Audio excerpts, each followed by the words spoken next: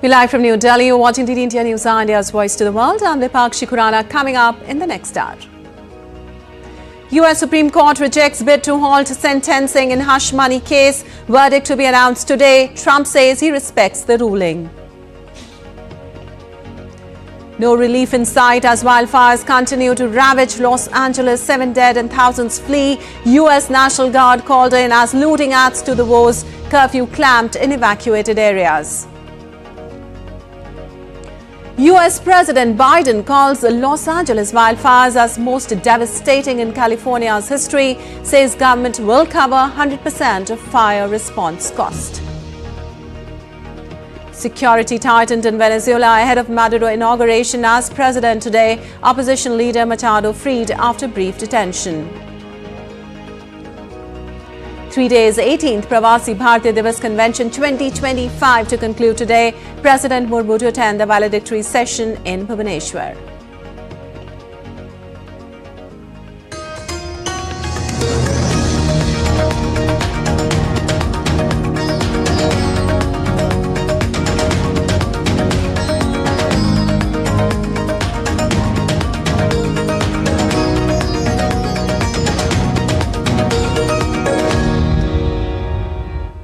Well, on to the details. Massive wildfires that engulfed whole neighborhoods and displaced thousands in Los Angeles remained totally uncontained on Thursday. Amidst chaos and reports of looting, U.S. National Guard soldiers are being ready to hit the streets to help quell disorder. While President Biden has asked the governor and local officials to spare no expense to do what they need to do and contain these fires. Details in our next report.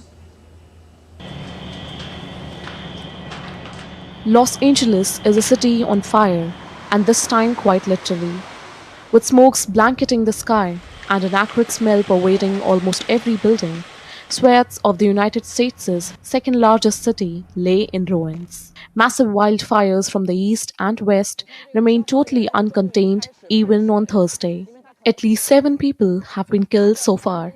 Thousands of homes and businesses have been incinerated, and nearly 180,000 people have been ordered to evacuate their homes, with another 200,000 under evacuation warnings. Death toll is likely to rise as human remains detection teams would conduct house-to-house searches once it is safe. It's a natural disaster, so we couldn't do nothing. As long as we're healthy, we're fine, we're alive, that's all that matters. Amidst the chaos, looting had broken out, with numerous arrests made. Around 400 US National Guard soldiers are expected to be on site Friday. Local police is already patrolling evacuation zones. Further, a sunset to sunrise curfew has been declared in evacuated areas of Santa Monica, and police said more overnight curfews would be coming in the fire zones. We had a number of looting arrests throughout the entire county region. That is unacceptable behavior. Having additional resources, having the National Guard with us, which will augment those resources, will help send a stronger message, keep people out of the impacted areas so we don't continuously victimize the people who have already been victimized, who have lost their homes. The biggest blaze has ripped through over 19,000 acres of the upscale Pacific Palisades neighborhood, while another fire in the Altadena had torched 13,000 acres. US President Joe Biden has pledged extra federal funds and resources to help the state cope. So today I'm announcing that the federal government will cover 100% of the cost for 180 days. This is going to pay for things like debris and hazard material removal, temporary shelters, first responders' salaries, and all necessary measures to protect life and property. And folks, I want to underscore, I told the governor and local officials, spare no expense to do what they need to do and contain these fires and in their communities that have really been devastating. Experts estimate the damage and economic loss at 135 billion to 150 billion US dollars, warning an arduous recovery and soaring homeowners' insurance costs. Officials warn that more strong winds are expected on Friday and that Tuesday of next week could see even more robust winds. It has been around 262 days without rain in the area and conditions are very dry. Bureau Report, DD India. Well, the U.S. Supreme Court on Thursday denied a last-minute bid by President-elect Donald Trump to halt sentencing in his hush money case. The court noted that the judge who presided over the hush money case has already said he plans to impose a sentence of unconditional discharge, which does not carry any jail time, fine or probation. Trump is scheduled to be sentenced in Manhattan at around 9:30 p.m. IST or 14:30 GMT on Friday. He's been convicted by a New York jury in May of 34 counts of falsifying business records to cover up a hush money payment to adult film star Stormy Daniels.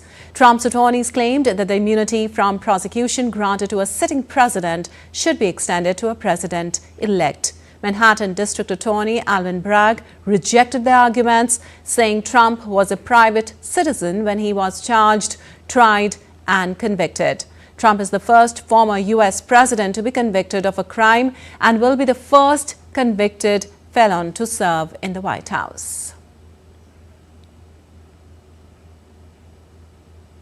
Well, after the ruling, Trump told the journalists that he respects the court's opinion. Trump termed the ruling an attack of a political opponent. The U.S. president-elect said he will be appealing in the case and expressed confidence that the justice will prevail. As you know, I'm under a gag order from a judge. This is the first. This was an attack of a political opponent. I'm the first president and probably one of the first candidates in history that's under attack with a gag order. And I respect the court's opinion. I think it was actually a very good opinion for us because you saw what they said. But they invited the appeal, and the appeal is on the bigger issue. So we'll see how it all works out. I think it's going to work out well. Well, Venezuela's opposition, Maria Corina Machado, has been freed after being detained upon leaving a protest in Caracas on Thursday against President Nicolas Maduro. Machado was detained after making her first public appearance in months to lead a mass protest in Caracas. Opposition claimed that during the period of her abduction, Machado was forced to record several videos. Government officials, including Interior Minister of Venezuela, said Machado's arrest was fabricated by the opposition in a bid to generate support for her movement. Opposition demonstrations took place throughout the country in an 11th hour effort to put pressure on President Nicolas Maduro ahead of his third inauguration on Friday. The protests were aimed at veteran leader Nicolas Maduro, who expected to be sworn in for the third six-year term on Friday despite a disputed election. And the brief arrest of Venezuelan opposition leader Maria Corina Machado provoked swift condemnations from political leaders across the globe, punctuated by calls for her right to free speech and personal safety. The White House on Thursday called for a halt to what it described as Venezuelan President Nicolas Maduro and his representatives' harassment of the political opposition. U.S. President-elect Donald Trump has defended Venezuela's opposition party leader and its presidential candidate as freedom fighters who must be protected. Many South American nations, including Argentina, Chile, Colombia, and Ecuador and Spain, have also expressed their concerns over harassment of opposition in Venezuela. Well, Denmark acknowledged it had long neglected the defense of Greenland, a vast and strategically important Arctic island, after President-elect Donald Trump said acquiring the Danish sovereign territory was vital for U.S. security. Danish Prime Minister Mette Frederiksen briefed political leaders on Trump's renewed interest in Greenland, having rejected his 2019 offer to buy it. It's not a contact that has been established over the past few days. It is a work that started way back in the year 2024. And of course, it is also something that has happened here over the past few days. We have also proposed a conversation between us. I don't think any concrete things will happen until the president-elect is president. So we are in the process of various considerations on how we can intensify the cooperation with the Americans, which is what we always want. But I think that the concrete outcome will only come after 20th January. Men jeg tror, det konkrete udkomme, det kommer. Well, still to come on India News Hour. Biden announces real progress in Israel-Hamas ceasefire talks, welcomes Lebanon's new president.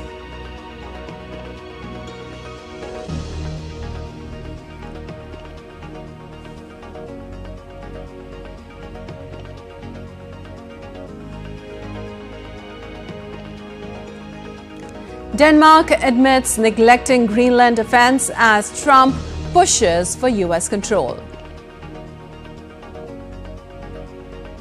And Lebanese lawmakers elect Joseph Aoun as president, ending two-year vacancy.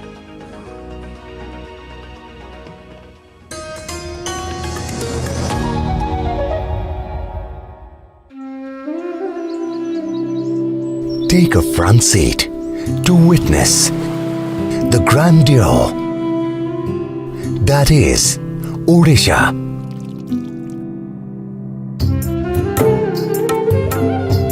Experience immortal spirituality and timeless architecture that perfectly reflects the artistic soul of India.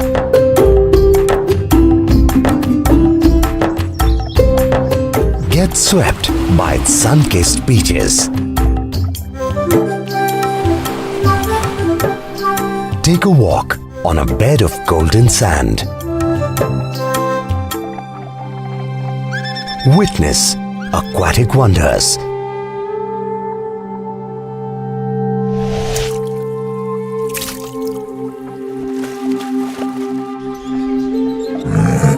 Exotic wildlife.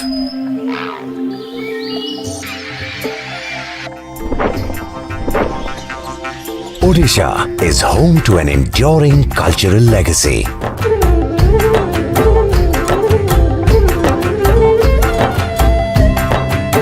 Vibrant and colorful festivals.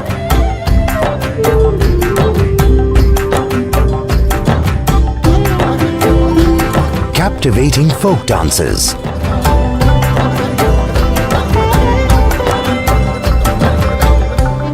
Excellence in arts and crafts.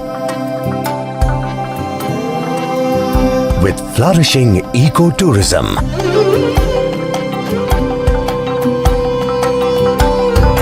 With fast developing infrastructure.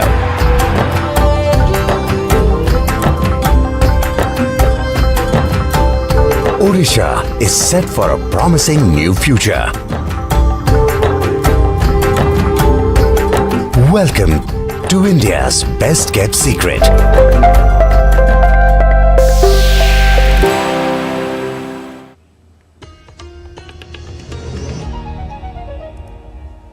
Welcome back. You're watching DD India News. Moving on, the Israeli military intercepted 3 drones approaching from the east on Thursday evening within an hour, including 2 believed to have been launched from Yemen.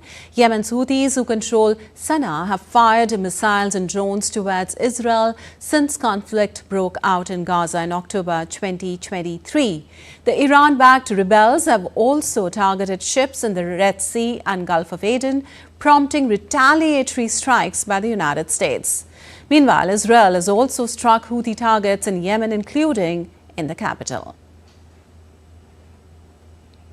And US President Joe Biden on Thursday said that there was real progress in talks for a ceasefire and hostage deal between Israel and Hamas in Gaza.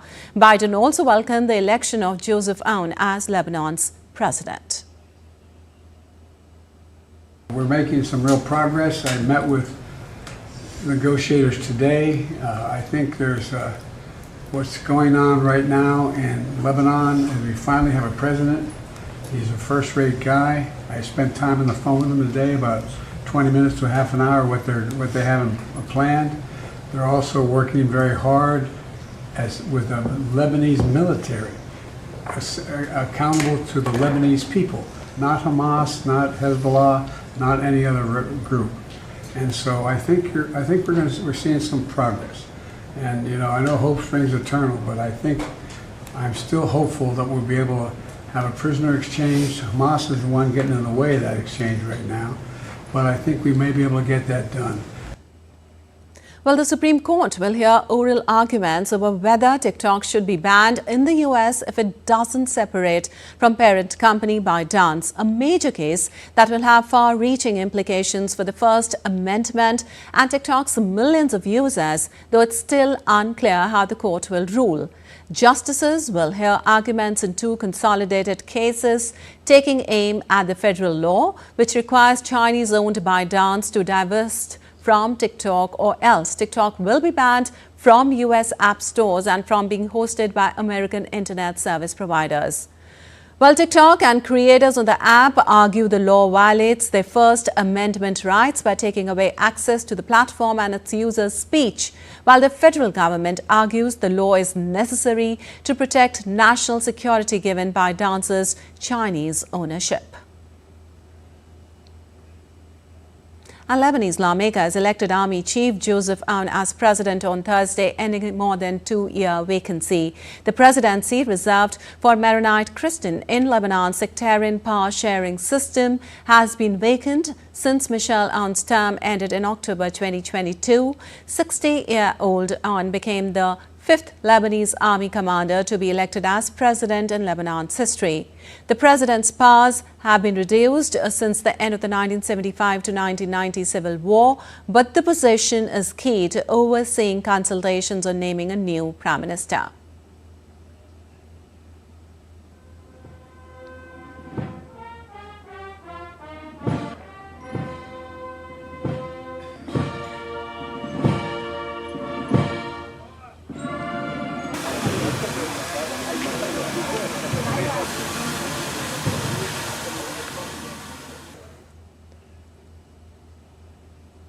And moving on, a day after the foiled attack on Chad's presidential compound, Chadian Foreign Minister Abamane Kola Mala described it as an amateur operation that posed no real threat to the government. Dismissing the notion of a large-scale or organized plot, Chadian Foreign Minister said that the situation is completely under control. Life is returned to normal, and I want to reassure you that there is absolutely no threat to the institutions. There's no need for people to panic. If it were something serious, you would have been informed individually. There is nothing, absolutely nothing. I'm walking around with my usual security detail, and there is no special security set up around any public building. There's absolutely nothing. Well, before it suffered the deadliest crash in South Korea's history, budget airline Jeju Air was moving fast, racking up record passenger numbers and flying its aircraft more than domestic rivals and many of its global peers, as the data showed. Well, the high utilization rate of Jeju Air's planes, the number of hours they fly in a day, is not problematic in itself, experts say, but means scheduling enough time for required maintenance is crucial. Authorities have suggested a bird strike contributed to the accident, but as part of their probe into the incident aboard Boeing 737-800, police have raided the airline's Seoul office to seize documents related to the operation and maintenance of the plane. Besides the reported bird strike, authorities are looking into why the pilot may have rushed a second landing attempt after declaring an emergency and why the landing gear was not deployed. Well, tens of thousands of people protested across Austria on Thursday against the far-right Freedom Party's possible return to power. Demonstrations were held in capital Vienna as well against the prospect of the country's first FPO-led government. The talks to form a coalition government led by Austria's far-right Freedom Party will begin on Friday. While the far-right party has previously been a member of the country's government several times, it is the first time that it is leading the coalition talks. The FPO won September's parliamentary election with around 29% of the vote, but was initially sidelined as centrist parties tried to form a ruling coalition without it.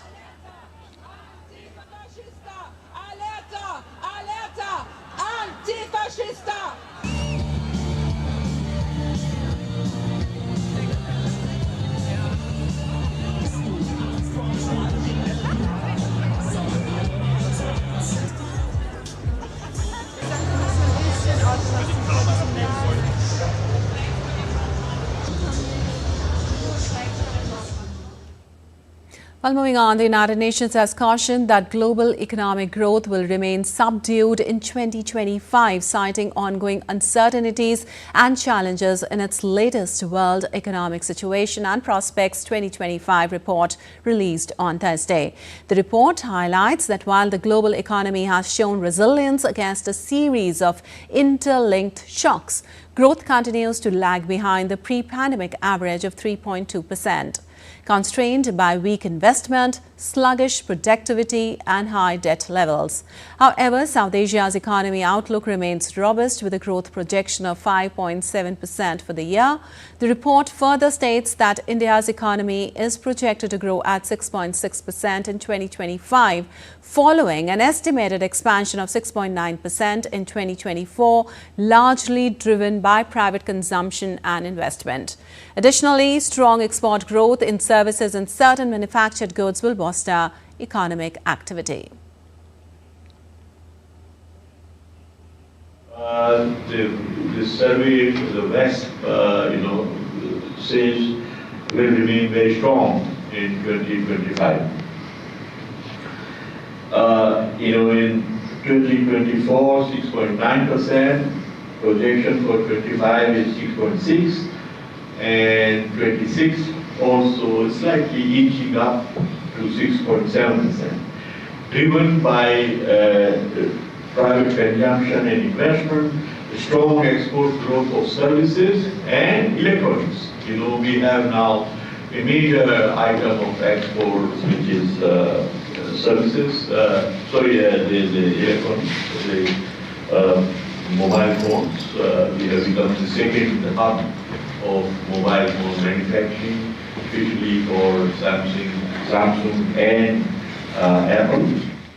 Well, a headband-like device has been designed to alleviate depression symptoms. Yes, you heard it right. South Korea-based healthcare company KGM introduced MindFit, which uses mild electrical stimulation to regulate brain activity.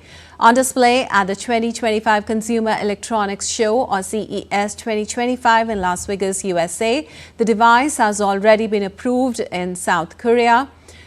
Serogym CEO says patients with depression have reduced brain activity and thus are incapable of controlling their emotions, to assist which MindFit emits a low-level current to the forehead, targeting areas with the reduced activity in depressed individuals.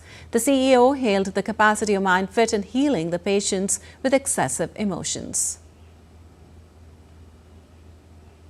In depressed patients, they have reduced brain activity, so you cannot control your emotions. This device can help normalize those kind of abnormal functions, so that depressed patients can manage their excessive emotions. Well, priced at around $1,000 in South Korea, Serogym is seeking regulatory approval in other countries to expand MindFit's availability. Serogym believes this device can offer a more accessible treatment option for individuals with limited access to traditional therapies. And now let's take a look at other stories making news around the world. A plane carrying 5 people exploded in Ubatuba on the Sao Paulo coast in Brazil on Thursday after overshooting the runway and crashing onto the beach. The pilot was killed, but a couple and 2 children were pulled from the wreckage alive and rushed to the hospital. The airport operator reported poor weather and a wet runway at the time of the accident.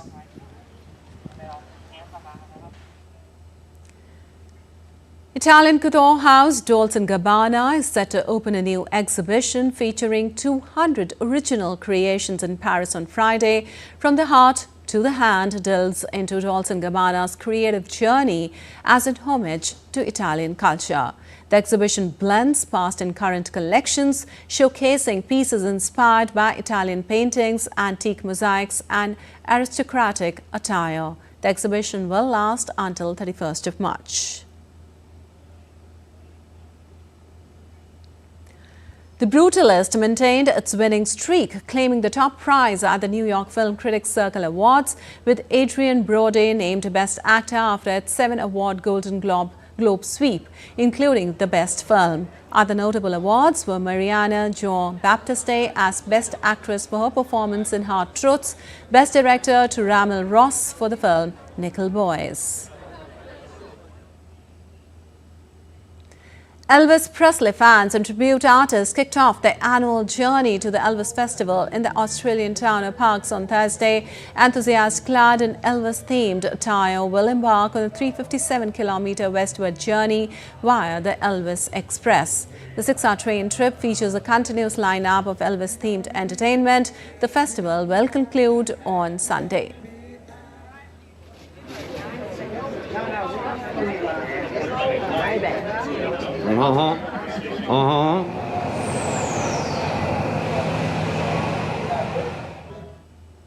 Well, South Korea's presidential security chief Park Chung-joon has said against violent attempts to arrest UNIF investigators' attempt to execute another arrest warrant for impeached President Yoon Suk-yeol over his failed martial law bid.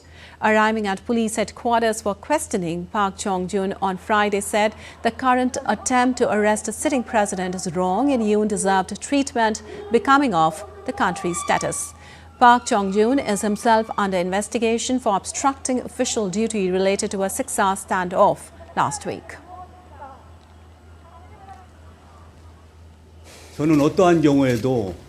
I believe that under no circumstances should there be a physical confrontation or bloodshed. And in order to prevent such a situation, I have called Acting President Cho several times to suggest interagency mediation with the government, and I have also asked the President Yoon Suk-yeol legal team for a third alternative. However, I did not get the right answer. I believe that there should be an investigate process befitting a sitting president. The current procedure for executing the arrest warrant is not appropriate. I hope that the President will be properly investigated in accordance with the national dignity of our country. Meanwhile, Yoon's guards have been increasing security at his Central Seoul residential compound with barbed wire installations and bus barricades. Yoon's legal team said on Friday the guards remain on high alert 24/7 for another arrest attempt despite immense pressure and stress.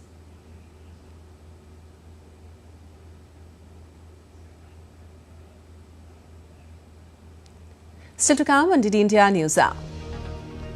Residents in panic as black bear roams in Bandarbaha, J&K, wildlife team on hunt.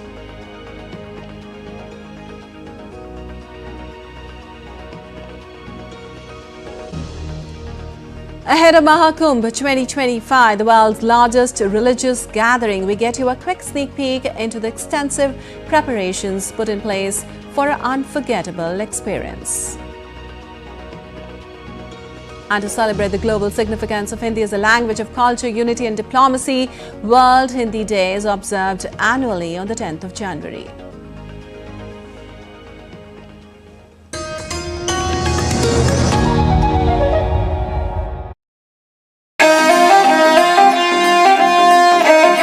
Always welcoming. The vibe of Punjab is larger than life.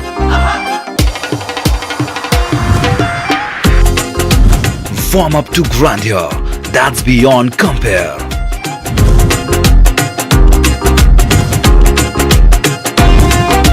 And history that's dotted with tales of bravery. Smiling soul of India, where music, art, cuisine and culture comes together to create an unforgettable impression. Punjab is all set to win your hearts with its unique and colorful extravaganza.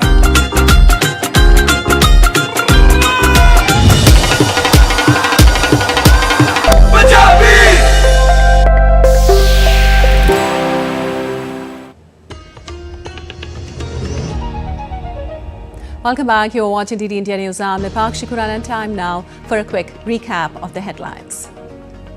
US Supreme Court rejects bid to halt sentencing in hush money case. Verdict to be announced today. Trump says he respects the ruling.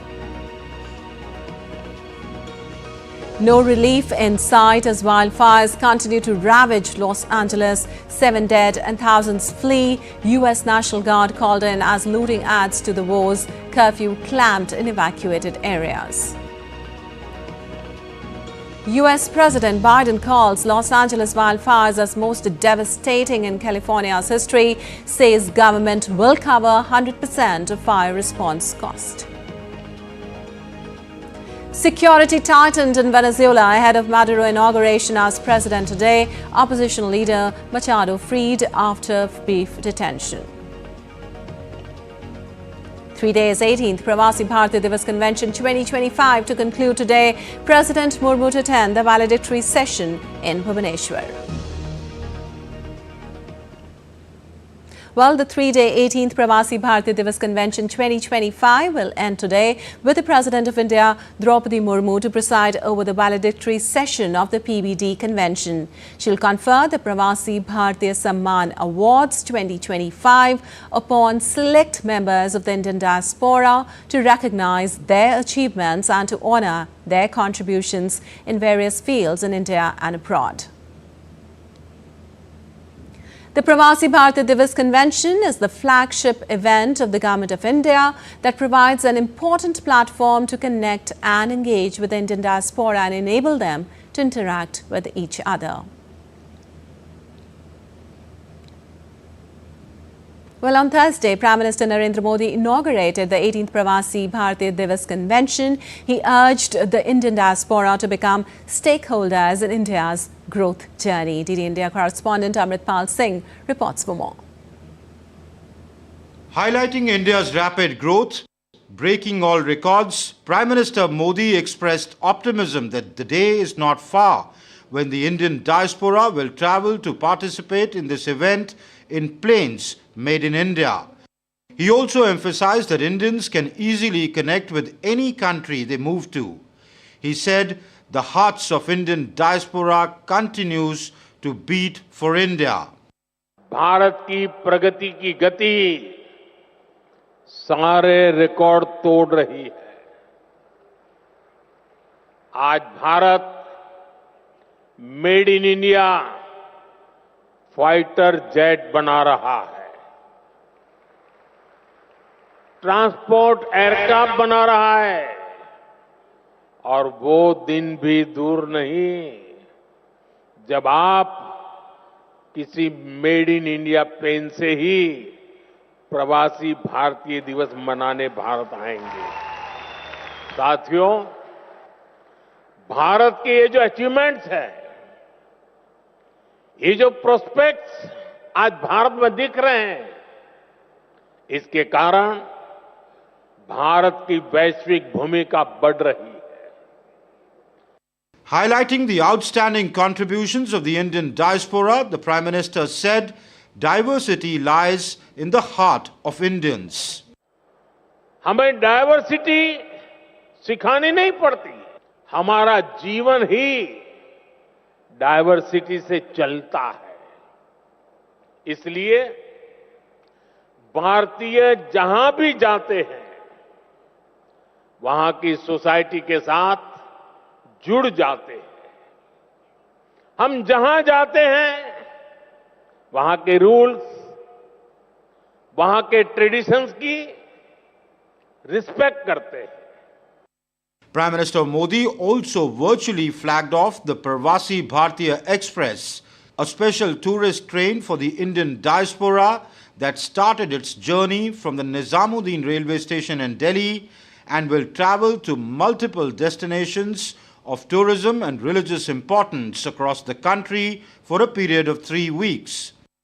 The Prime Minister also inaugurated 4 exhibitions: the Vishwaroop Ram, the Universal Legacy of Ramayana, another one displaying the diaspora's contribution to technology, and Viksit Bharat, or Developed India. He also inaugurated an exhibition showcasing the historic journey of Indians who have settled in Oman for centuries. This exhibition showcased the rare documents of people who had migrated from Mandvi in Gujarat to Muscat in Oman. The Prime Minister made a special request to preserve the history of Girmitya Indians' migration. A delegation of over 300 members from Oman attended the convention. Appreciating the significant role played by the Indian diaspora in global development, Prime Minister Modi urged them for a deeper engagement with India's developmental journey, promising them that their motherland will always stand by them in their hour of need. With cameraman Sanjay Jaina, this is Amritpal Singh for DD India in Bhubaneswar. Well, the Pravasi Bharatiya Divas Convention 2025 has emerged as a forum for diaspora voices from across the globe to come together and engage with each other and the Government of India at one platform. DD India's Amritpal Singh caught up with two such members of the diaspora who spoke on the critical issue of Nari Shakti or women empowerment. Take a look. I have with me two participants. One is from Norway, Lavlina, and Sakal is from Qatar. Sakala is from Qatar. Both ladies, thank you very much for speaking to DD India.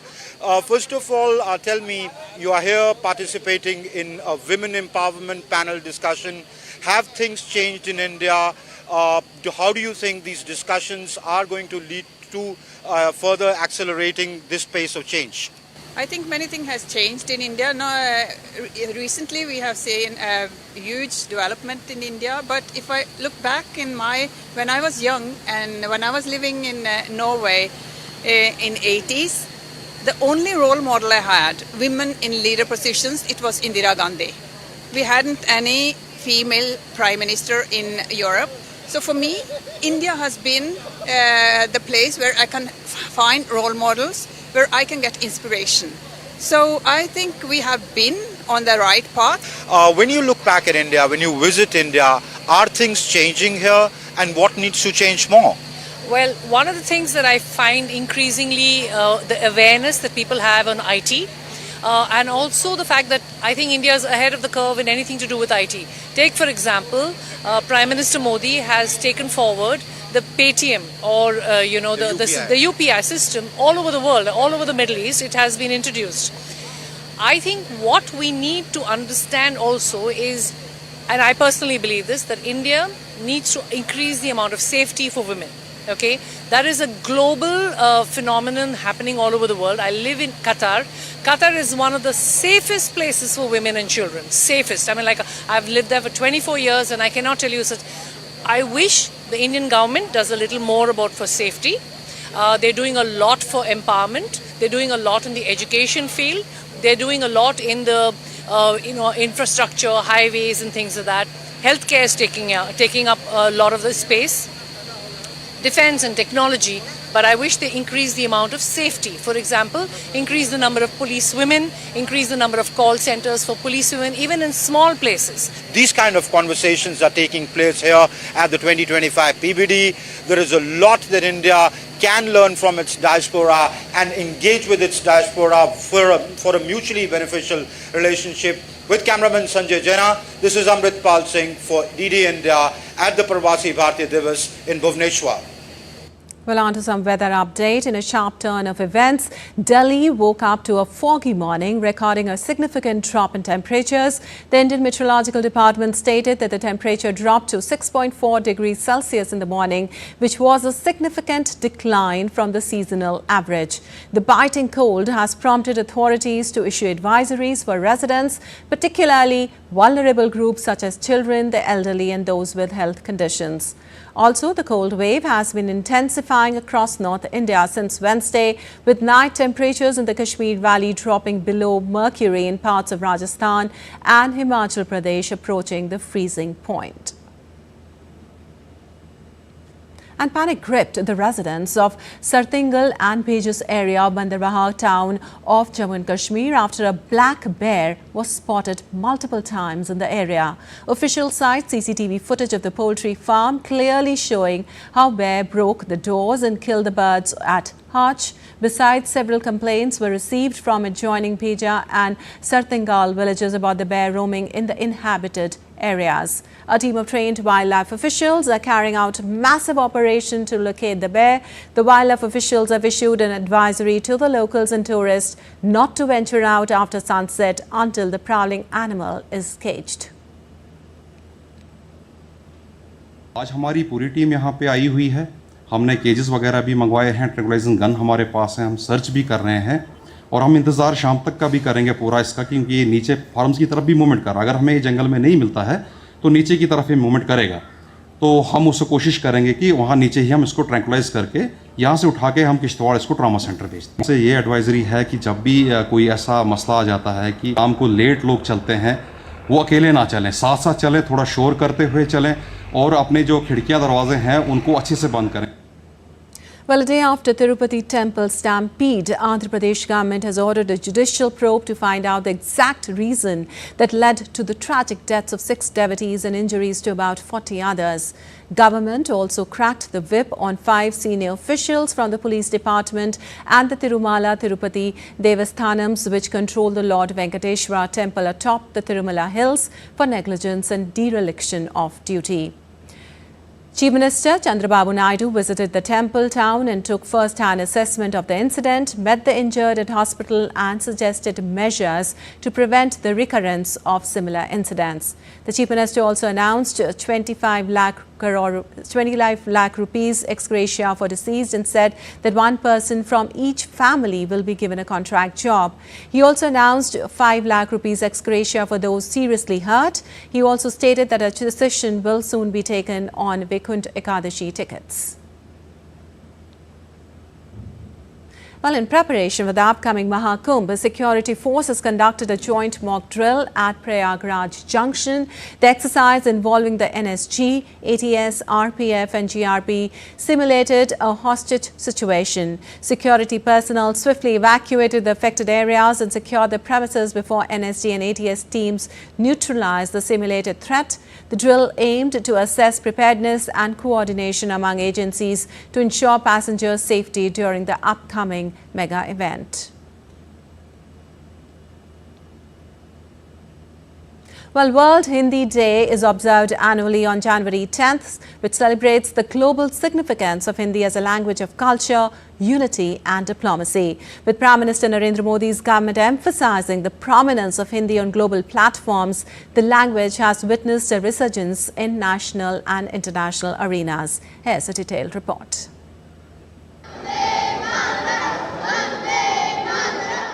Hindi spoken by over 600 million people worldwide is not just a language but a bridge connecting diverse communities.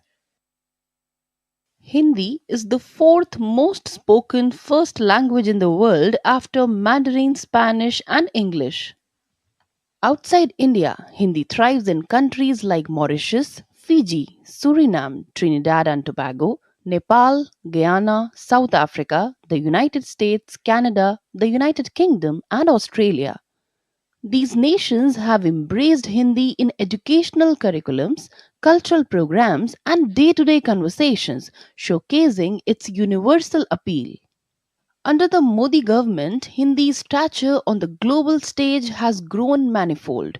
Whether it's the United Nations General Assembly or bilateral talks, Prime Minister Narendra Modi often uses Hindi, promoting its identity as a language of diplomacy and pride. This has inspired millions of non-resident Indians and foreigners to learn and respect the language. World Hindi Day is not just a celebration but a reminder of the language's growing influence beyond borders. With the government's continued focus, Hindi shines as a beacon of India's cultural legacy and its global aspirations. From fostering cultural ties to enhancing India's diplomatic age, Hindi continues to unite and inspire. As World Hindi Day reminds us, the language's legacy is boundless and ever-growing. Kriti Vadhera's report for DD India. And moving on, the 18th edition of the Indo-Nepal Joint Exercise Surya Kiran underway in Nepal highlights the strong and lasting partnership between the Indian and Nepalese armies. The joint military exercise focuses on counter-terrorism and operations in challenging terrains with drills in jungle survival, combat first aid, ambush tactics and heliborne operations. Urban warfare training, lane drills, team sports and yoga sessions enhance combat readiness, resilience, mental focus and camaraderie. Surya Kiran 18 exemplifies the shared commitment of both nations to military excellence, peace and mutual cooperation. And now let's take a look at other stories making news today. Magazine Dock Limited, one of India's leading shipyards under the Ministry of Defence, marked a significant achievement with the delivery of Akshir, the 6th Scorpion-class submarine of Project 75 to the Indian Navy. This milestone underscores MDL's expertise in constructing complex warships and its commitment to the Make in India initiative. Notably, Akshir is an indigenously built submarine showcasing cutting-edge technology.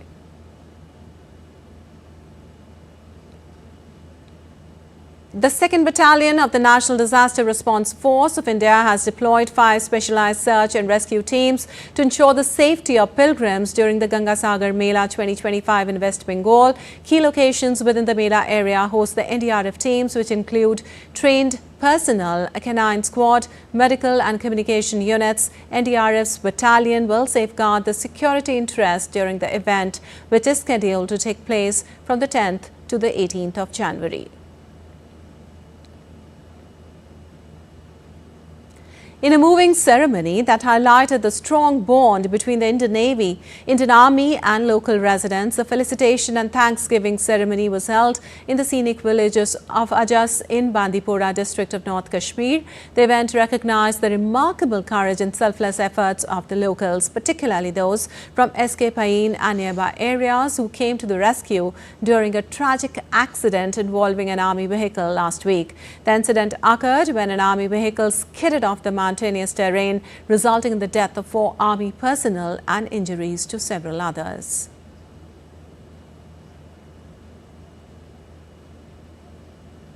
And still to come in DD India News Now. Indian men's double pair of Satvik and Chirag to be in the quarter-final action of Malaysia Open.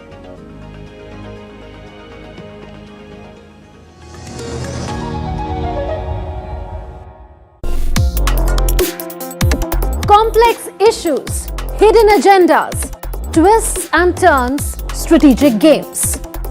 We think all dots are linked, we just need to connect them. Join me every week as I connect the dots to unravel hidden designs in statecraft, mysteries and decode issues that matter to you. Watch Connecting the Dots with me at these times on DD India.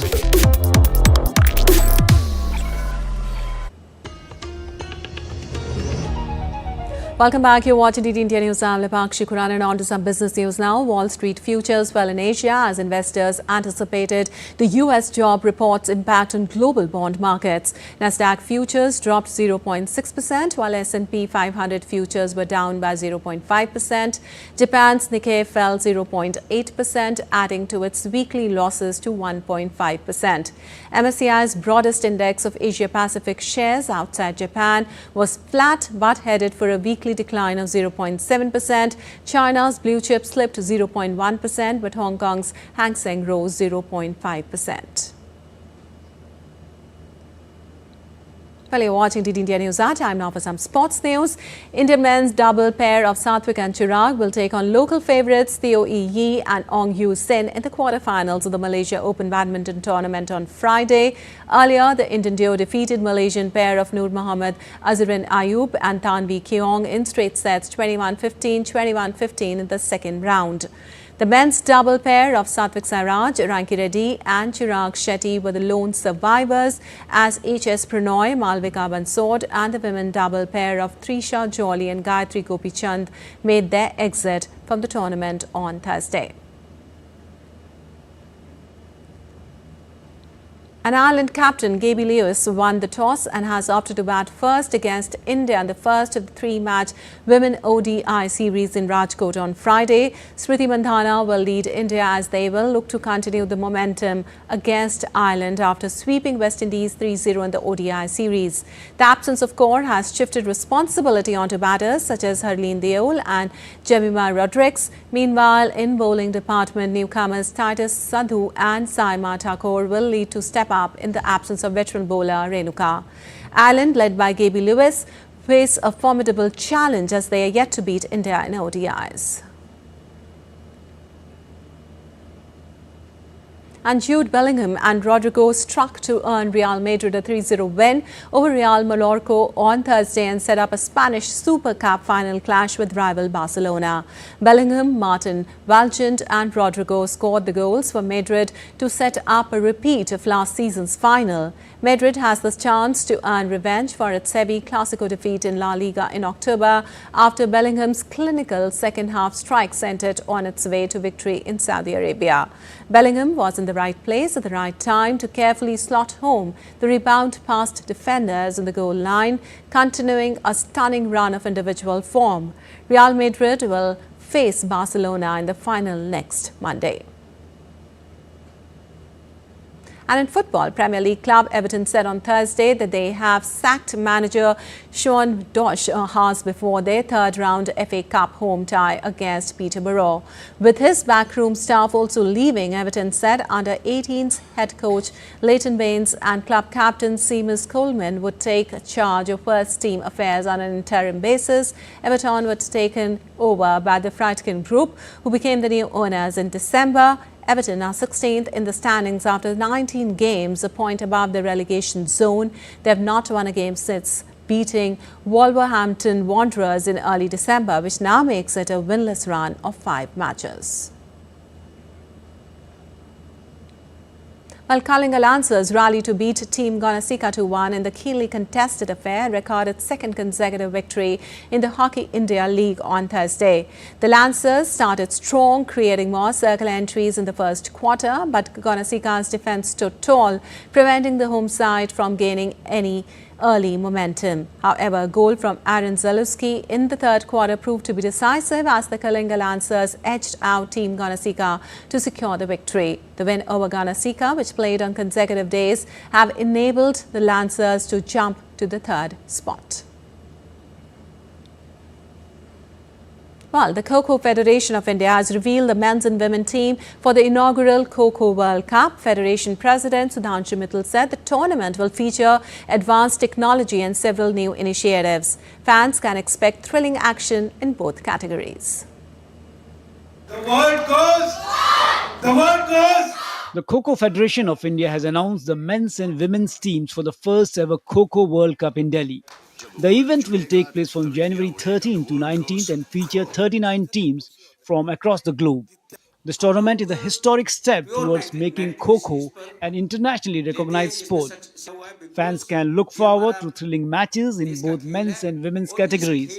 Speaking on the occasion, President of Kho-Kho Federation of India, Sudhanshu Mittal, highlighted the technological innovations that will set new standards for the game. So you have all the modern systems like decision review systems, TRS, completely state of art. The app as demonstrated today is a state of art app. You saw the e-game we've developed. So we made it a paperless operation. So these are things which for any World Cup is a dream, and we've achieved it. The event is expected to bring global attention to one of India's most traditional sports. With non-stop action and global participation, the Kho-Kho World Cup promises to be a celebration of speed, skill and strategy. Narayan Singh support for DD India, Delhi. Well, defending champion Jannik Sinner is up against big-hitting Nicholas Jarry in his opening match of the Australian Open, while Novak Djokovic could clash with Carlos Alcaraz in the quarter-finals. Women champion Aryna Sabalenka begins a title defence against Sloane Stephens. The first Grand Slam of the year is slated to kick off on January 12th in Melbourne, where best players will compete for the top honours. The draws for the first Grand Slam event of 2025 have been announced. In the men's category, defending champion Jannik Sinner begins his campaign at the Australian Open against Nicholas Jarry, while Carlos Alcaraz launches his bid to capture the Grand Slam when he meets Alexander Shevchenko. Novak Djokovic hits the ground running when he takes on US wildcard Nishesh Basavareddy. Djokovic has been handed a tough draw. In the third round, Djokovic could face big-serving Rally Opelka, while Alcaraz is a potential opponent in the quarterfinals. Nick Kyrgios of Australia is due to take on Jacob Farley. Local boy Alex de Minaur has a difficult opener against Dutchman Botic van der Zanzo. In the women's category, Ariana Sabalenka kicks off her title defense against American Sloane Stephens, while Iga Swiatek has been handed an easier assignment against Katarzyna Siniakova. World number 3, Coco Gauff, faces 2020 Australian Open winner Sofia Kenin. 2 times champion Naomi Osaka meets Frenchwoman Caroline Garcia. Paris Olympic gold medalist Zhang Qimen and Jasmine Paolini meet qualifiers in the opening matches. The Australian Open is scheduled to take place from 12 to 26 January, where best players will compete in singles, doubles and mixed doubles events for coveted titles. Sports Desk, DD India. And now a glimpse into the journey of Surat, a mighty destroyer set to redefine naval warfare with cutting-edge technology and unmatched combat prowess. The guided missile destroyer Surat will commission into the Indian Navy on the 15th of January 2025. Let go all lines, let go all lines.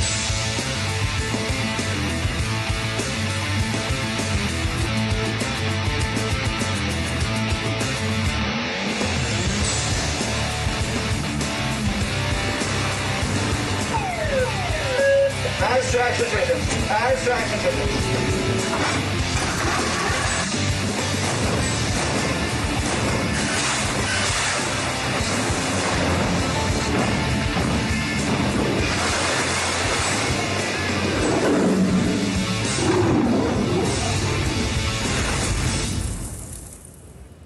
All right, that's all for this edition of DD India News Hour, but let us know your thoughts on the news of the day. For those on the go, you can get all the latest news and updates from India and across the world on the DD India mobile app.